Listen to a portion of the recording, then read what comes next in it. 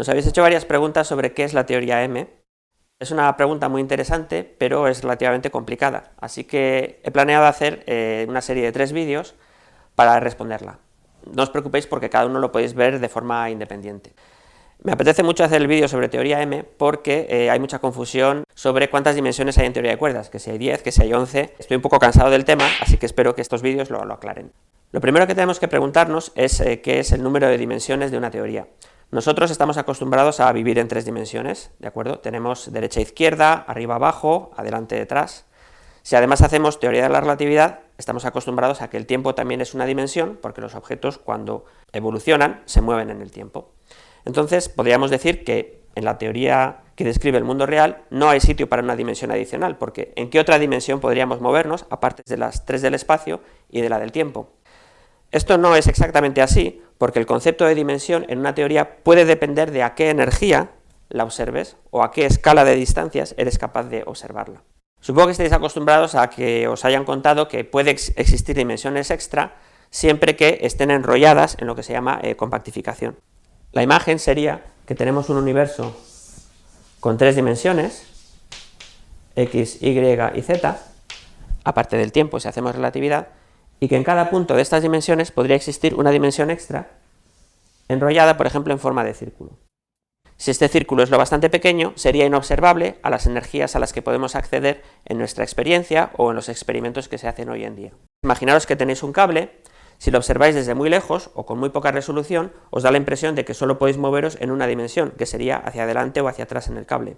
Sin embargo, si lo miráis a distancias más pequeñas, con mayor resolución, o si sois un virus que se mueve por la superficie del cable, os daréis cuenta de que la superficie del cable tiene 2 dimensiones, aparte de adelante y detrás, os podéis mover a lo largo de la circunferencia del cable. En este caso estaríamos con la misma situación, simplemente que nosotros no tenemos resolución suficiente para poder movernos en las dimensiones extra. Y esto está relacionado con que nuestros experimentos o nuestra experiencia podría no tener suficiente energía para explorar estas dimensiones. Así que la pregunta es, ¿cómo se podrían descubrir dimensiones extra? ¿Está diciendo que hay un multiverso? La pregunta entonces es cómo se podrían descubrir dimensiones extra, por ejemplo, en experimentos como el LHC, que son capaces de explorar a mayores energías.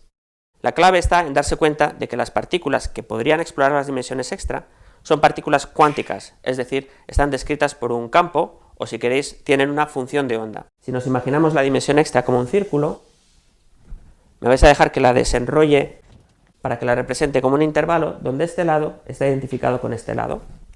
Entonces, básicamente, las partículas tienen una función de onda en este intervalo o en este círculo que tiene que ser periódica, es decir, tiene que ser una cosa de tipo una función constante, o a lo mejor una onda de este tipo, o una onda con más nodos, por ejemplo, una onda de este tipo. La observación crucial es que este tipo de ondas están clasificadas, están caracterizadas por su número de onda, o si queréis, por el número de veces que pasan por 0.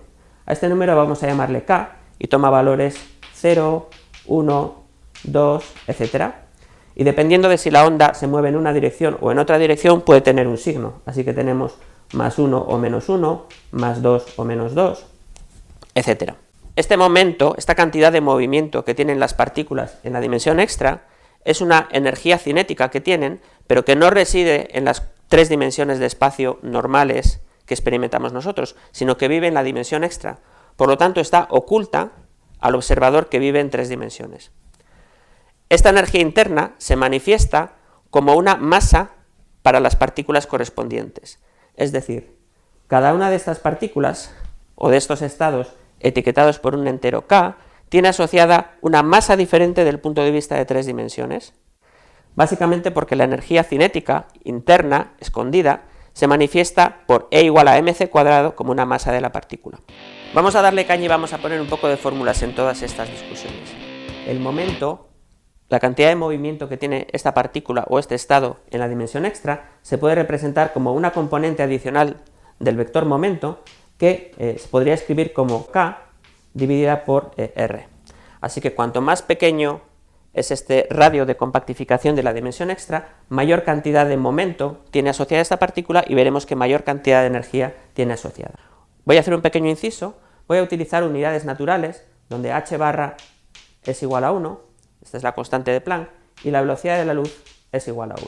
Para los que estéis familiarizados un poquito con nuestros vídeos anteriores, sabéis que la fórmula E igual a mc cuadrado de Einstein tiene una corrección cuando las partículas llevan momento y no están en reposo. Básicamente, la energía de una partícula es la raíz cuadrada de su masa al cuadrado. Aquí habría un c cuarta si c no lo hubiéramos puesto igual a 1, más su momento, en este caso en 3 dimensiones, al cuadrado. Y aquí habría un c cuadrado si no hubiéramos fijado c igual a 1. Este momento, para hacer más manifiesto el número de dimensiones que tiene, vamos a representarlos como px al cuadrado más pi al cuadrado más pz al cuadrado. Si ahora decimos que las partículas se pueden mover en una dimensión extra y que tienen cierto momento k dividido sobre r en esa dimensión, tendríamos que añadir un nuevo término aquí.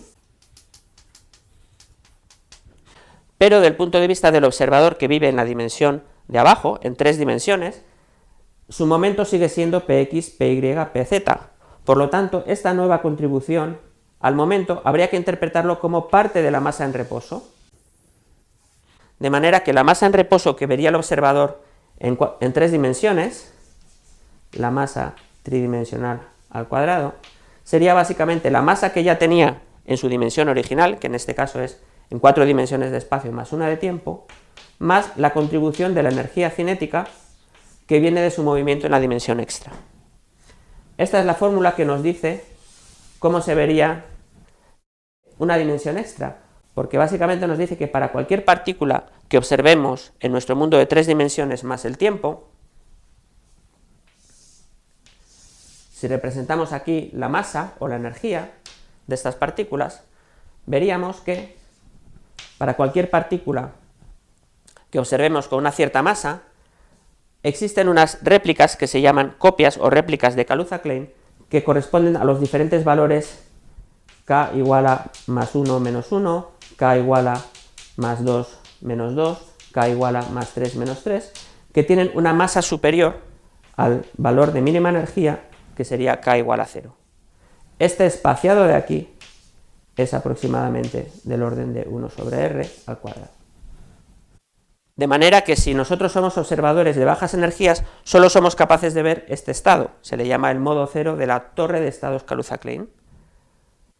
Si aumentamos la energía, lo que observaremos es que existen copias de las diferentes partículas exactamente con sus mismos números cuánticos, por ejemplo la misma carga eléctrica o las mismas interacciones fuertes y débiles, pero con masa mayor de acuerdo con este patrón en forma de escalera. Así que la manera de descubrir dimensiones extra es detectar que existe una torre de estados Kaluza-Klein con los que podríamos reconstruir toda la dimensión más alta.